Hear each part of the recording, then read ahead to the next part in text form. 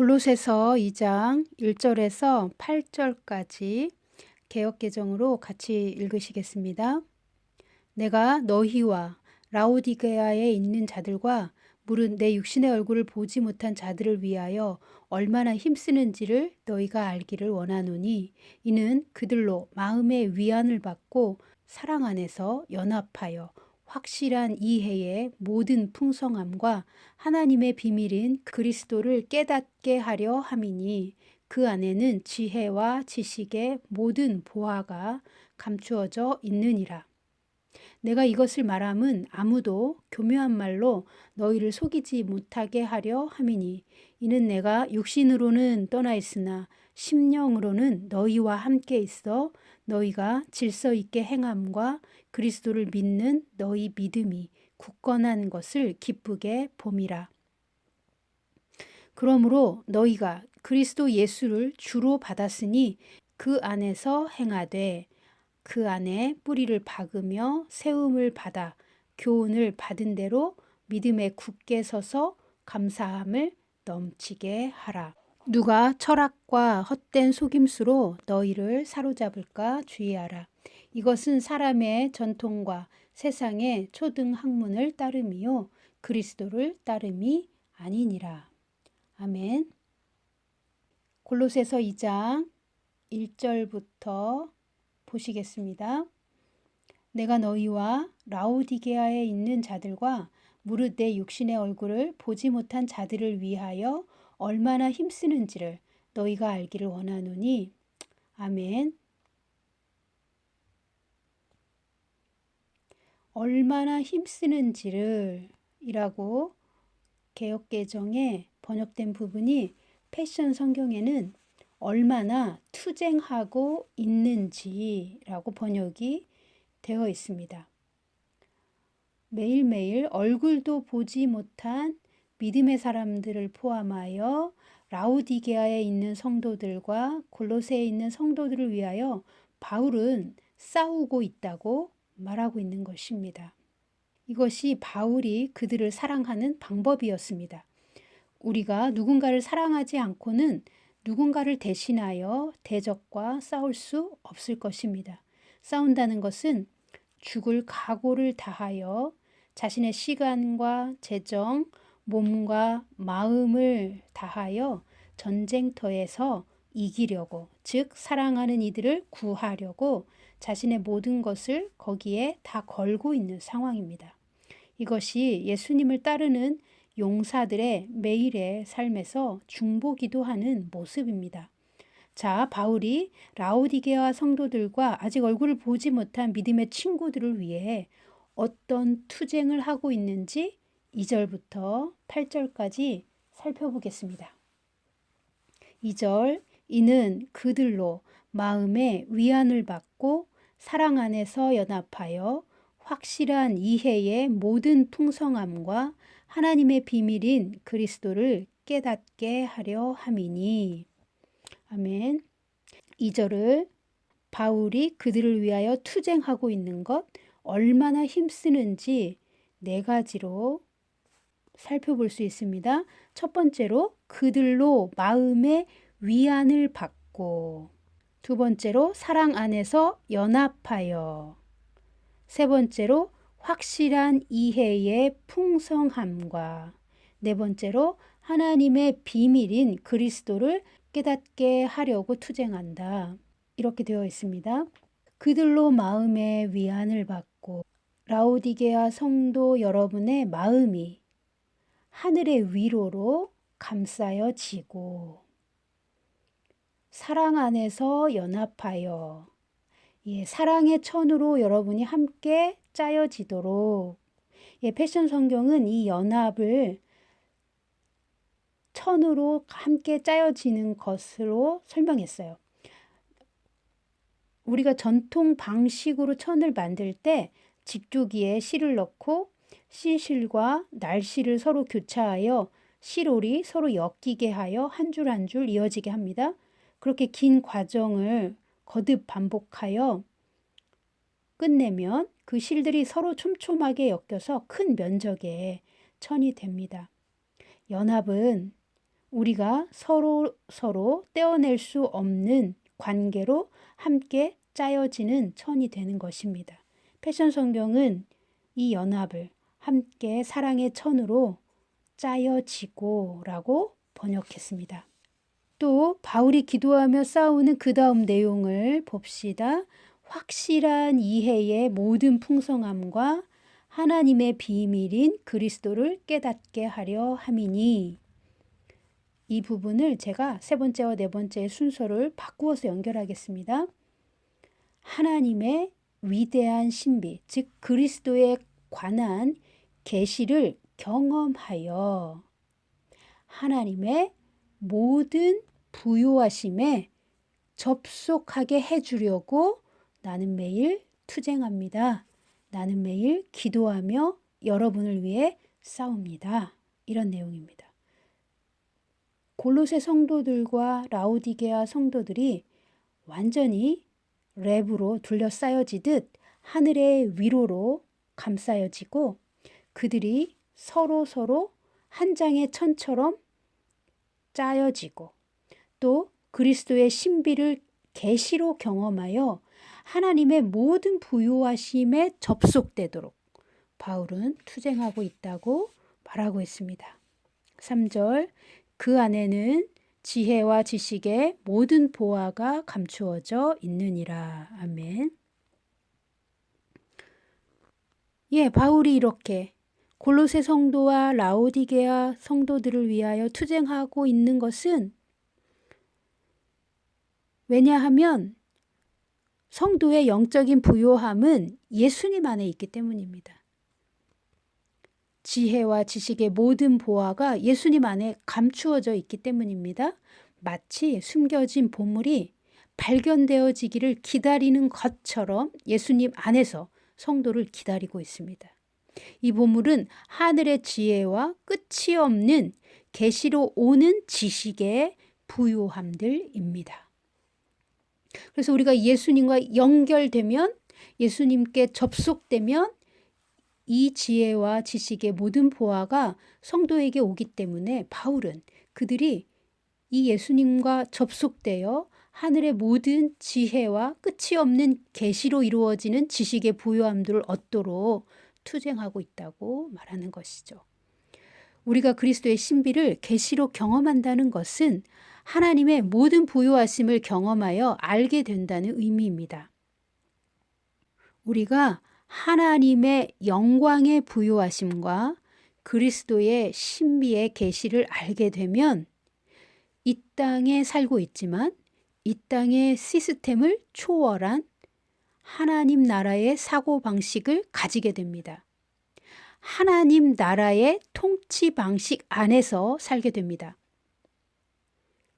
그런 진짜 그리스도인은 아버지 하나님의 하늘 영역으로부터 모든 필요와 우리의 부르심을 성취할 모든 자원을 영적으로든 물질적으로든 다 받게 됩니다. 그래서 우리는 그리스도의 신비를 계시로 경험해야 하는 것입니다. 4절, 내가 이것을 말함은 아무도 교묘한 말로 너희를 속이지 못하게 하려 함이니. 아멘. 교묘한 말로 속이는 자들은 어떤 자들이겠습니까? 성도를 오류에 빠뜨리는 자들의 특징을 패션 성경은 똑똑한 말들과 설득력 있는 논쟁들을 가지고 성도를 오류로 이끌고 간다고 말합니다. 교회 안에서나 교회 밖에서나 우리가 가장 잘 속는 영역이 똑똑한 말들입니다. 우리는 진리를 가진 자이면서도 사람의 지성과 그 똑똑한 논리에 속을 수 있다는 것을 경계하고 분별해야 합니다. 5절 이어서 보십니다. 이는 내가 육신으로는 떠나 있으나 심령으로는 너희와 함께 있어 너희가 질서 있게 행함과 그리스도를 믿는 너희 믿음이 굳건한 것을 기쁘게 봄이라. 아멘. 심령으로는 너희와 함께 있어. 이 부분이 패션 성경에는 나의 영은 여러분과 거기 함께 있습니다. 예, 바울의 영이 지리적으로는 멀리 떨어져 있는 골로새와 라오디게아 지역의 성도들과 함께 있다는 것입니다. 예, 몸은 떨어져 있지만 바울의 영은 항상 그들에게 가 있다는 것입니다. 바울의 영은 그들과 영적인 세계에서 연결되어 있고 기도 안에서 그들의 영적인 상황을 볼 수 있었기 때문입니다. 이것은 영적인 세계의 신비이자 진실입니다. 이어서 보십니다. 너희가 질서 있게 행함과 그리스도를 믿는 너희 믿음이 굳건한 것을 기쁘게 봄이라.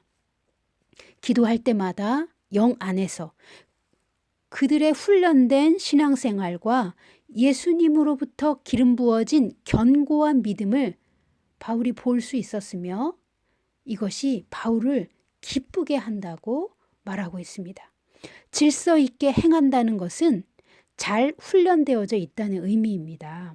만약 성령 충만한 그리스도인의 삶에 질서가 없다면 이 사람은 훈련이 잘 안 된 것이겠죠. 믿는 자들이 말씀과 성령으로 잘 훈련되어지면 질서 있게 행합니다. 하나님과의 관계로부터 출발하는 신앙생활은 올바른 질서로 나타납니다. 하나님과의 관계가 바르게 세워지면 먼저 나와 나 자신의 관계가 건강하게 세워집니다. 그 다음 나와 가족과의 관계가 세워집니다. 그리고 나와 이웃의 관계가 바르게 세워집니다. 질서 있게 행한다는 말은 보이지 않는 하나님과의 관계, 그리고 보이는 하나님, 즉 형제와의 관계가 건강하고 바르게 세워지는 것을 의미하기도 합니다. 나아가서는 성도와 세상, 그리고 성도와 물질이 건강한 관계로 세워지는 것입니다. 성도의 삶에 또 성도들의 공동 생활 안에 올바른 질서가 생기는 것입니다. 하나님의 보좌는 의와 진리로 이루어져 있습니다. 의와 진리로 다스려지는 하나님의 세계는 아름다운 질서가 있습니다. 하나님의 세계의 아름다운 질서 안에는 권위와 경계선이 있습니다.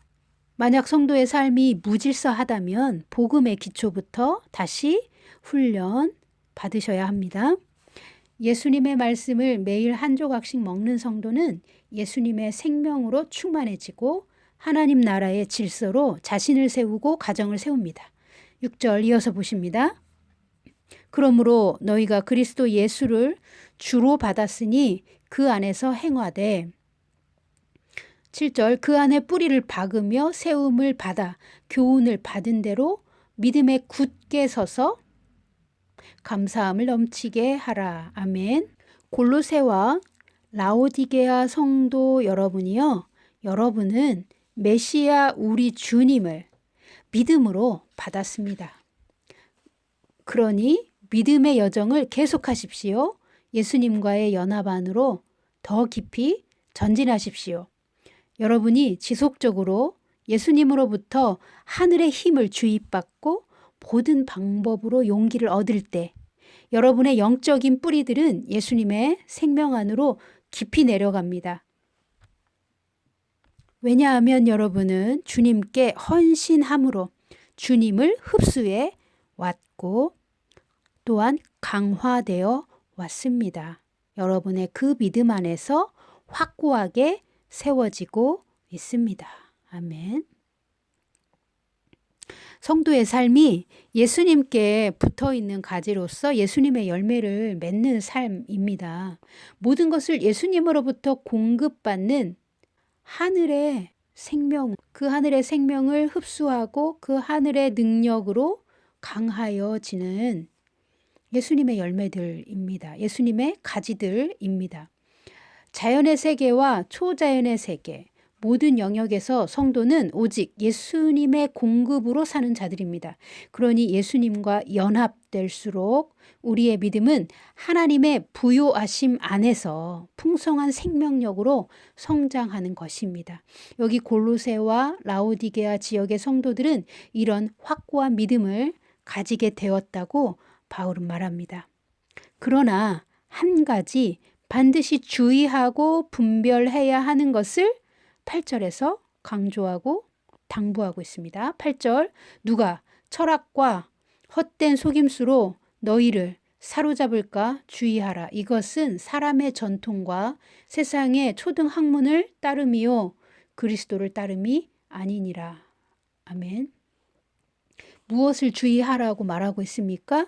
헛된 속임수로 여러분을 사로잡는 사람들을 주의해야 합니다. 헛된 속임수는 구체적으로 무엇이겠습니까? 사람의 전통과 세상의 초등 학문을 따르는 사람들의 똑똑하고 설득력 있는 주장입니다.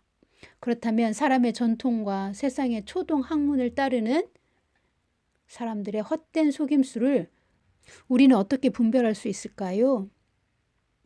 사람의 논리로 만들어내는 끝이 없는 논쟁으로 가득 찬 사람들이 있습니다. 그들은 마치 자기 자신이 세상에서 가장 지혜로운 척합니다.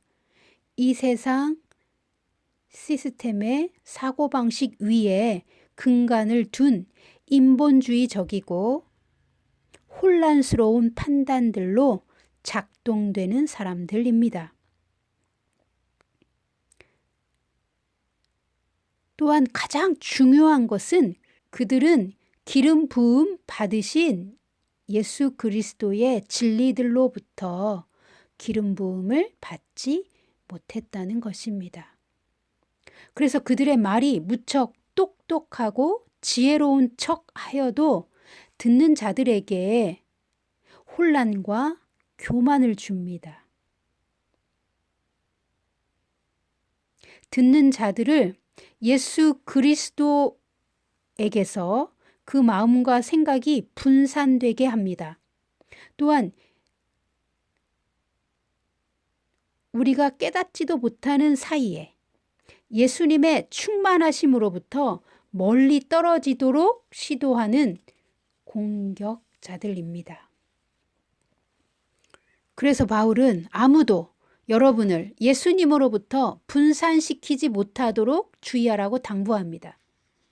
그러니까 여러분이 예수님께 집중하는 것을 방해하지 못하도록 주의하라고 당부하죠. 또한 예수님의 충만하심으로부터 멀리 떨어지도록 이끄는 자들의 어떤 공격적인 시도조차도 받지 않도록 주의하라고 합니다. 이 세상 체계의 사고방식 위에 세워진 인본적인 판단들과 혼란스러운 많은 논리들로 작동되는 이 세상 초등학문에서 벗어나십시오. 이 세상 초등학문을 초월하십시오. 이것들은 예수님의 진리로부터 기름 부어진 하나님의 참 지식이 아닙니다. 반대로 예수님의 기름 부으심으로부터 오는 진리들은 우리의 마음을 변화시키고 새롭게 하며 우리의 생각을 명료하게 해줍니다. 하나님은 우리에게 하늘의 모든 지혜와 모든 총명으로 그리스도의 신비를 알게 해주셨습니다. 하나님이 우리에게 주시는 계시의 빛은 분명하게 진리를 깨닫게 해줍니다. 진리 위에 세워진 생각들은 하나님의 의와 일치하며 언제나 분명한 의의 길로 성도를 이끌어 줍니다.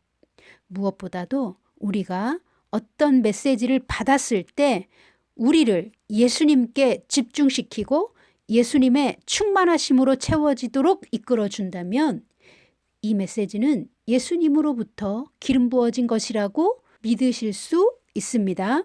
이 메시지를 듣고 계신 사랑하는 성도 여러분, 사도행전 17장의 베레아 성도들처럼 여러분께서도 간절한 마음으로 하나님의 말씀을 받으십시오.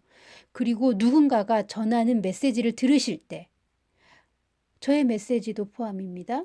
이것이 과연 성경의 본질과 일치하는지 날마다 성경을 상고하시는 성숙한 태도를 가지시기를 예수님의 이름으로 축복합니다.